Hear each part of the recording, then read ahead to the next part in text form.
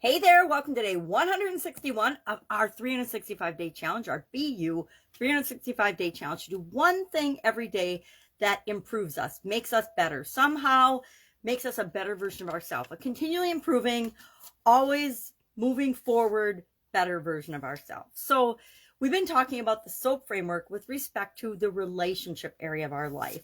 And today we are on the P, which stands for progress. So we've got our story, our situation, our current story, and then our desired story. What are we telling ourselves about the relationship that we're looking at?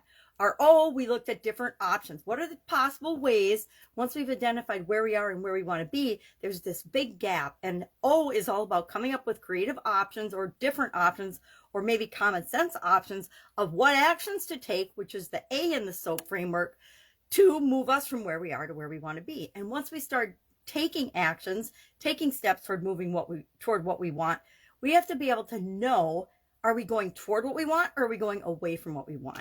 And I'll use mine as an example because I took some actions yesterday, more than one, and found out that I am dead in the water at a standstill based on the two things that I did. So I need to get more creative, go back to my options, the O in my SOAP framework, and say, okay, well, what are some other possible ways I can rekindle and charge up and figure out this relationship?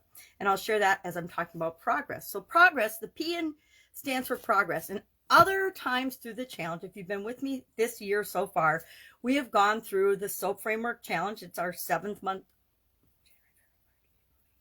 It's our 6th month of the year, June. And so 5 times already, we have come up with different tools that we use for determining if we're making progress, if we're getting closer toward what we want or further away from what we want. We used the lifeline exercise in January. In February, with respect to the physical area and aspect of our life. In February, with emotional, we used the, I'm going to check and cheat my list. Oh, emotional process list. In March, we used affirmations. April, we used hypnosis. Last month, we used measurement, which I love because it's easy to measure. If you have an objective measure that you can keep track of, like for last month, it was financial. So it was easy because we can say either we're making more money and moving toward our goal or we're not. That's an easy thing to measure. Dollars in your bank account, dollars in your savings account, dollars in your IRA, etc.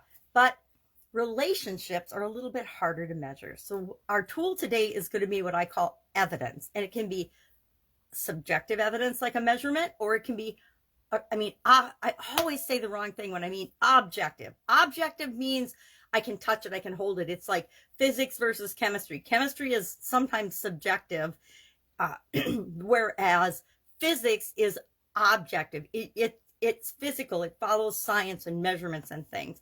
Objective means I can clearly see, and a lot of people would agree to the results because you've measured them, you've done a scientific experiment, etc. So when we can find objective evidence, great. Otherwise, a lot of times it's subjective. It's just a scale that we make up of our own of how do we feel about this? Do we feel like we're moving closer to our objective, or do we feel like we're not? I feel like the action steps I took yesterday, I'm in the same position as I was yesterday. I actually went to text my friend and realized that I got a new phone since we've been out of touch, and she moved and she sold her business. And so I don't have her new address. I don't have her new phone number, so I couldn't direct message or text her. I checked out her social media. That was the second thing I did.